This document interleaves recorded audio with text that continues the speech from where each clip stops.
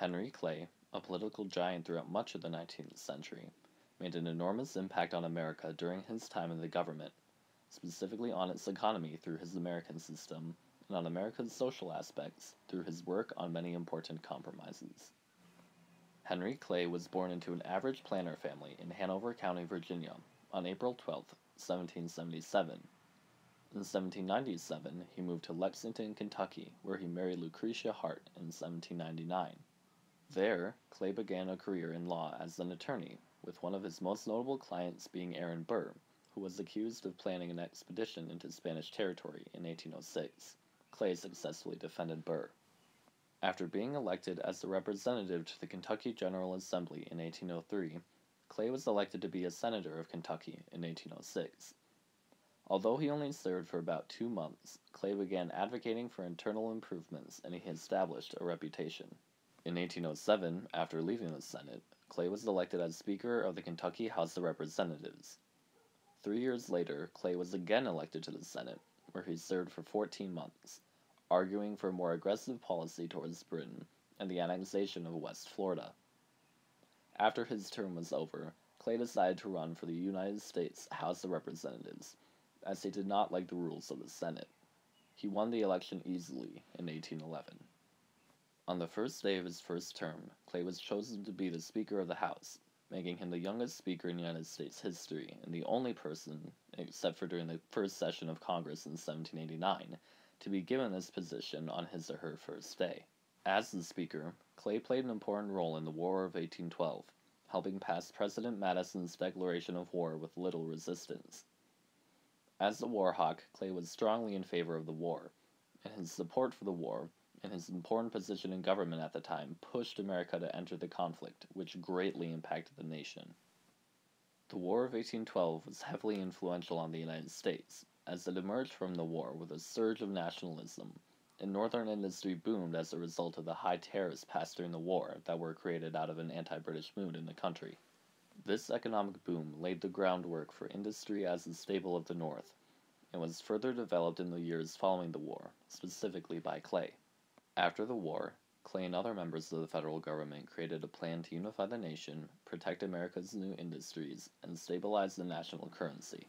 Under Clay's vision and leadership, they ultimately created what Clay called the American system, often referred to as Henry Clay's American system, due to his major role in developing and carrying out this plan. The system involved the creation of a federal bank, the passage of high tariffs to protect infant American industries as British goods were being sold for cheap after the war, and the building of federally funded roads and canals, called internal improvements, to provide quick and easy transportation of people and goods, specifically agricultural products and raw materials needed for factories. Clay used his influence in government to help put this plan into action by helping pass the Tariff of 1816, which successfully allowed American factories to prosper and raise revenue for internal improvements, and by helping propose the Second Bank of the United States. Clay's next major congressional contribution came in 1819. Missouri, which first applied for statehood in 1817, legalized slavery in their proposed constitution. However, the addition of this state would upset the balance of free and slave states, leading to disputes over the admittance of the territory into the Union.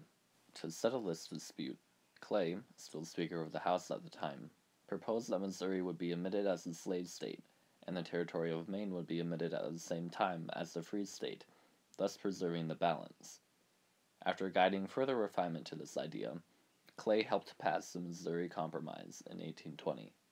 The issues surrounding the Missouri Compromise was one of the first major conflicts in the government regarding the fate of slavery in the United States, and the policies that the compromise enforced made way for future conflicts over slavery. For example, the dissatisfaction with and the questioning of the boundary for slavery, which was set up by the Missouri Compromise as the southern border of Missouri, was violently brought into question during Bleeding Kansas, a series of disputes over slavery in the territory of Kansas, as new legislature ruled that the fate of slavery in the new state would be decided by popular vote in the region. However, these conflicts would have arisen much sooner without Clay's work on the Missouri Compromise. In the following years, Clay continued to support high tariffs, which fueled his American system, proposing and passing the Tariff of 1824 and backing the Tariff of 1828. However, this tariff, dubbed the Tariff of Abominations, soon became the center of an important issue regarding the role of the federal government. Upset over the high tariff imposed by the Tariff of 1828, South Carolina declared the right to nullify any federal act, including the tariff, and threatened to secede from the Union if the federal government attempted to enforce the tariff on them. In response, President Jackson threatened to lead an army to the state and hang those who would not obey the law. To avoid a serious conflict, Henry Clay worked with John C. Calhoun, the leader of the rebellious movement, to work out a compromise between South Carolina and the government, halting what could have been an early civil war with the Compromise Tariff of 1833. Clay again helped to prevent a civil war in 1850 after tensions rose between the North and South about the fate of slavery in lands acquired from Mexico after the Mexican-American War. Designed by Clay, the Compromise of 1850 consisted of measures that attempted to please both the North and South, such as the annexation of California as a free state to please the North, and stricter fugitive slave laws to please the South, and it kept the peace between the two sections for another 11 years. However, despite the enormity of these compromises that Clay mediated, his most significant and most important impact on the United States remains the creation of the American system. It helped bind the country together with new canals and roads, contributing to the sense of nationalism and quickening the transportation of important news and important people. It established a relatively safe and stable monetary policy by setting up the Second Bank of the United States. However, the American system's greatest influence is that it, along with the War of 1812, which Clay also supported, is heavily responsible for the prospering of American industry. It encouraged consumers to buy American-made goods by creating high tariffs. It protected the buyers' money by creating the Second Bank of the United States, and it allowed for the cheap and quick transportation of materials through the addition of internal improvements throughout the North.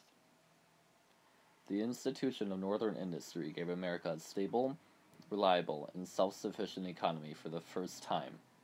Before the industrialization during this period, the United States had mainly been a producer of raw materials for other industrial countries such as Britain. The northern factories that were constructed and able to prosper as a result of the American system have been a continuous source of economic wealth and have created a higher standard of living for Americans, allowing for many economic booms, specifically during the Gilded Age and after the First and Second World Wars. Overall, Henry Clay had a profound impact on the American society of his time, through his role as the great compromiser, and on our current lives through the creation of his American system, as the effects of it can still be felt, being highly responsible for the prosperity of America that we enjoy today.